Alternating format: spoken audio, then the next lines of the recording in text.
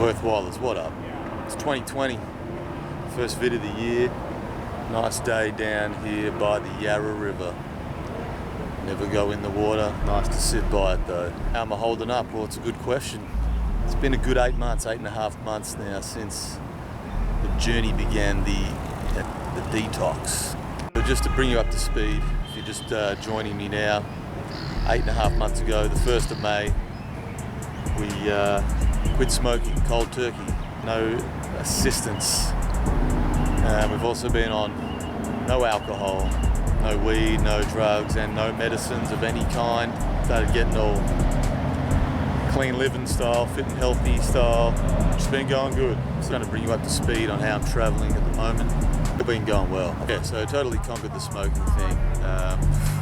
Never felt better. It's never too late to do these things, even though, I should have done it years ago. But the point is I'm going well, feeling good. Still haven't had a drop of alcohol. I've survived Christmas, New Year's, work Christmas party, all sorts of places where, holidays, Bali and the grand final and Melbourne Cup and all these times when you'd probably be having a beverage Fridays after work even. Feeling good. Not gonna have a drink anytime soon. At least get to a year. It's not far off now, you know what I mean? It's a few months away. That's nothing. Getting onto the health in general, the diet, the fitness and the sleep all became big focuses. Yeah, so for the last 8.5 months it's been, no junk food, no burgers, no fries, no milkshakes, no fried chicken, no pizzas, no donuts, no cakes, no lollies, no potato chips. I've forgotten what that stuff's like. I know it's good. I know it sends some good nerve endings firing off in the brain, in the reward center or whatever it's called. But it's all been healthy, so predominantly fruit, veggies, salmon, chicken, bit of steak, a lot of eggs, almonds and avocados and natural peanut butter, and that's pretty much it. So the last 4 months I've had no bread, I had no pasta, I've had pretty much no wheat of any kind, no rice, no regular potatoes, only sweet potatoes. I've also cut out pretty much all dairy, so no milk, no cheese. Yeah, I even got off the dairy yogurt. Shout out to Jeff Ray, who hit me up in the comments on one of my earlier vids, put me onto that coconut yogurt. Jeff, I've not turned back. I have that shit every day. It's the bomb. Haven't had dairy yogurt since. Costs about 3 times as much, but I'm spending a shitload on food. But if you add up all the eating out at restaurants, plus my existing grocery bill and my cigarette money, financially I'm coming out on top easy still. And it's like, that doesn't even take into consideration the health differential, which is just, astronomical. So winning in that department. So yeah, it's been going hard on the diet. I have been thinking about doing some cheat meals just to, break the ongoing monotony. Might do some cheat meals. I've thought about it. A lot of people do it. It's weird it's actually good to break your diet. It's weird to carry it on so strictly for so long. I went through Christmas lunch on my diet, which means, I ate turkey, I ate salad, and I ate the fruit platter. Man, not eating the desserts on Christmas Day was harder than quitting smoking, alcohol, and weed combined. It was way harder. I'd never felt more tempted to break what I was doing than when I was looking at that dessert table on Christmas Day in Shopper. Yeah, so the gingerbread house was calling me. The pav was calling me. The pudding was calling me. The brownies. Ugh. Anyway, I just wanted to do it. These are all just self-imposed challenges, and I feel good because I've achieved them all, and I've shown my discipline is strong as hell. But yeah, on the cheat meals anyway, I feel like that'd be interesting. I might do it. I haven't decided yet. It's quite possibly going to make me feel a bit shit. It might be a really underwhelming experience, which might just make it easier to get back on the diet and carry it on, knowing that, what I think I'm missing out on is actually no big deal at all. As far as have I been well? Yes, I've been very well, which means, you know, I haven't had any sickness or illness, haven't had the sniffles, haven't had a cold, you know, hardly even had any hay fever or anything. My sinuses are just better than ever. And I even survived this death cough that went around at work. It took out like nearly every person in the office, like 50-person office. I reckon about 30 people got taken down by this death cough. And, you know, I was in that office 8 hours a day, the whole, you know, through those winter months, and I was sweet. Didn't affect me at all. And I don't take, you know, I don't have the flu shot or any of that shit. I've always been relatively healthy, but I'm healthier than ever now, so yeah. Getting into the fitness, chucked up a few before and afters that were like 4 months apart, and then at the end of the year, I just chucked up the one that went from May or June to the end of the year, just to really show that start to finish. Put that up now, check me out. Come quite a long way in the physique department. So that's a full 8 months of dedicated, disciplined exercise and diet, and, you know, again, sleep. Still doing daily exercise routines. Yeah, I just do abs and body weight exercises like push-ups and stuff at home pretty much every day in the morning. 2 to 3 times a week I do a dumbbell session at home again. Still haven't been to a gym. Still haven't set foot in the gym at all. Still 2-3 times a week I go down to the park, the outdoor gym in Docklands. Just hit up pull-ups, chin-ups, dips.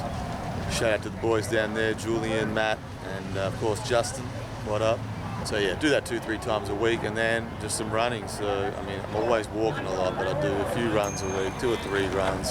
I'll do normally about a 3K run, which is broken up to and from Docklands, or I'll go up to just behind me here is where the tan is. So I put in my 5K runs up there. Times are getting better. I'm not trying to be a runner or anything, but I am thinking of going in the Run Melbourne in July. It should be cool. Do the 5K-er, see if I can beat my time. Alright girls, focusing on getting that body rocked and rotating around the river.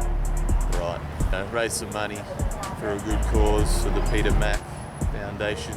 That's my plan anyway, to go in the Run Melbourne. That's not till July though, it's a little while off. Yeah, just trying to spread things out. I was sort of doing 2 workouts every day for a while there. I've made a lot of progress, and, you know, things have plateaued a little bit. I've got to actively take more rest days. It's important to do, especially at my age. You know, I keep telling the dudes at the outdoor gym that I'm not as young as I look. Killing me out here, these fit as 20-somethings. It's a good challenge. Just had some minor strains, no major injuries, thank God. But yeah, you know, it's always something niggling, you know. Maybe the back a little bit, maybe a knee here or there, a few little muscle strains, but thankfully I'm being smart enough to listen to my body. That's what you got to do. And that's why today I'm just having to chill. I'm not even doing anything today, just walking. Like I said, things do plateau a little bit, and, you know, you'll start to see so many results in the beginning. That chills out once you actually get some progress and some fitness levels after, you know, a considerable period of time. That increase starts to slow down, which is totally normal, totally expected. But I'm reaching that stage. I've reached that stage now, so, you know, that's cool. Just going to keep going now and just try and maintain and see how I can go. Getting onto the mental health side of things, which, you know, is important, very important, equally as important as any other part of your health. That's going well. Overall, definitely better. Less anxiety, less stressed. You still have your down times. Life throws curveballs at you, and that's just going to happen. But yeah, you know, it's about persevering. It's about patience. It's about having a bit of belief that, you know, you're going to get through those times. Want to maintain that trajectory and that positivity, and yeah, you got to be patient. Trying to focus on staying socially active because that's important for your mental health as well. You know, in the beginning of this process, I was very isolated for a whole range of reasons. I mean, you know, I spent plenty of time on my own anyway, but it was particularly heightened during my detox early stages. I've been doing stuff, I've been going out, definitely feeling better off mental health wise with my healthy lifestyle. It's not a coincidence. And as for you know, the professional side of life, things have been going good at work. I've actually had a promotion since the last vid that I did. Boys, good control over the toes. Good control over the toes, boys. I don't know what that means. But anyway, yeah, so got a promotion at work, which is good.